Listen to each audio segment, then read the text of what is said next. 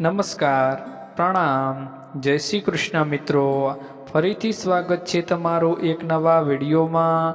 મિત્રો, આજના આ વિડીયોમાં આપણે રૂકમણી દેવી શ્રી લક્ષ્મીજીને મળવા વૈકુંઠમાં જાય છે અને ત્યાં જે લક્ષ્મી દેવી સ્ત્રીઓ વિશે જે વાત કરે છે તે આજે આપણે આ સમજવા જેવી વાત છે, તે આજે આપણે સાંભળવાના છીએ।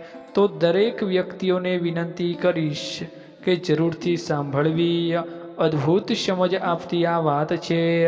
તમામ મિત્રોને વિનંતી કરીશ કે વિડીયોમાં અંત સુધી જોડાયેલા રહેજો અને વિડીયો પસંદ આવે તો લાઈક શેર કરજો અને જો હજુ સુધી તમે અમારી ચેનલને સબસ્ક્રાઈબ ના કરી હોય તો સબસ્ક્રાઈબ કરી દેજો અને કમેન્ટ બોક્સમાં હર હર મહાદેવ લખવાનું ભૂલશો નહીં, જેથી કરીને મિત્રો ભોળાનાથની કૃપા સૌના ઉપર નિરંતર બની રહે।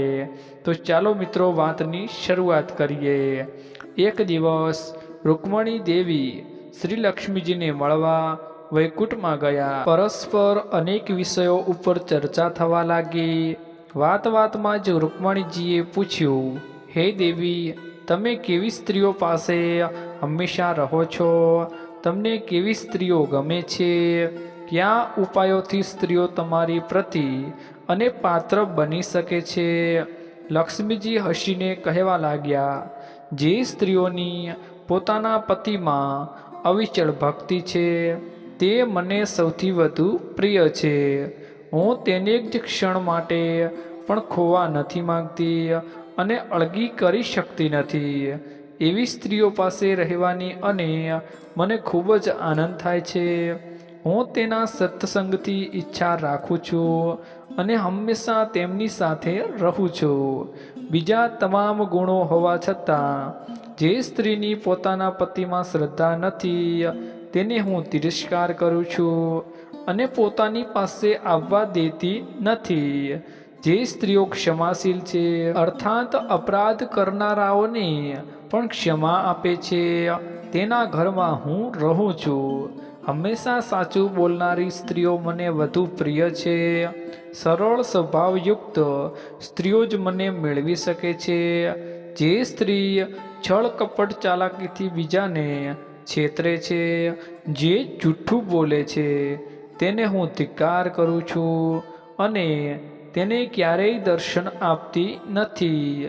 જે સ્ત્રીઓ પવિત્ર રહે છે, શુદ્ધ આચરણયુક્ત છે, દેવો અને વિદ્વાન બ્રાહ્મણોમાં ભક્તિભાવ રાખે છે, પ્રતિવ્રતા ધર્મોનું પાલન કરે છે, અતિથિઓની સેવા કરવા સદૈવ તત્પર રહે છે, તે મને જલ્દી મેળવી શકે છે।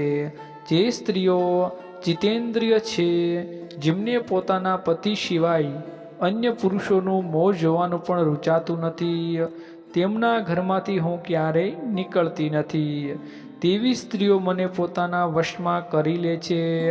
ત્યારબાદ લક્ષ્મીજીએ કહ્યું, બહેન રૂકમણી, હવે હું એવી સ્ત્રીઓ વિશે જણાવું છું કે જેમનાથી હું નાખુશ રહું છું અને જેમનો તિરસ્કાર કરું છું। જે સ્ત્રીઓ હંમેશા પોતાના પતિથી વિરુદ્ધ કામ કરે છે, પતિને અનેક રીતે હેરાન કરે છે, તેને કડવા વેણ કહે છે, તેવી સ્ત્રીઓથી હું ખૂબ જ નારાજ રહું છું, ક્યારેય એમનું મોં પણ જોવા માંગતી નથી। જે સ્ત્રીઓ પોતાના પતિનો ઘર છોડીને બીજાના ઘરમાં રહેવા માંગે છે અને આતુર રહે છે અને બીજા પુરુષ પર પ્રેમ રાખે છે, તેવી સ્ત્રીઓ નરકના કીડા બને છે। હું સ્વપ્નમાં પણ તેવી સ્ત્રીઓ પાસે જતી નહીં। જે સ્ત્રીઓ નિર્લજ્જ છે, ઝઘડાલુ છે અને લડાઈખોર છે, કડવું બોલે છે, વધુ પડતું બોલે છે, ગમે તેની સાથે વાતો કરે છે, ગમે તેની સાથે ઝઘડી પડે છે, ક્રોધી સ્વભાવની છે, વાતમાં ચીડાઈ જાય છે, જેમનામાં સ્નેહ અને દયાભાવ નથી, તેવી સ્ત્રીઓને હું તજી દઉં છું। જે સ્ત્રીઓ અપવિત્રતાથી રહે છે, વધુ ઊંઘે છે, આળસને વશ રહે છે, વડીલોનું કહેવું માનતી નથી, કામ કરતી વખતે પરિણામોના વિચારો કરતી રહેતી નથી, ઘરને બરાબર વ્યવસ્થિત રાખતી નથી, ઘરની ચીજોમાં ગમે ત્યાં ફેંકી દે છે, તેવી સ્ત્રીઓ મને કદી પણ પોતાની બનાવી શકતી નથી. તો મિત્રો, તમને આજની આ વાત કેવી લાગી? સારી લાગી હોય તો તમારા મિત્રોની સાથે શેર કરજો. મળીશું એક નવા કહાનીના વિડીયો સાથે. ત્યાં સુધી રાધે રાધે મિત્રો.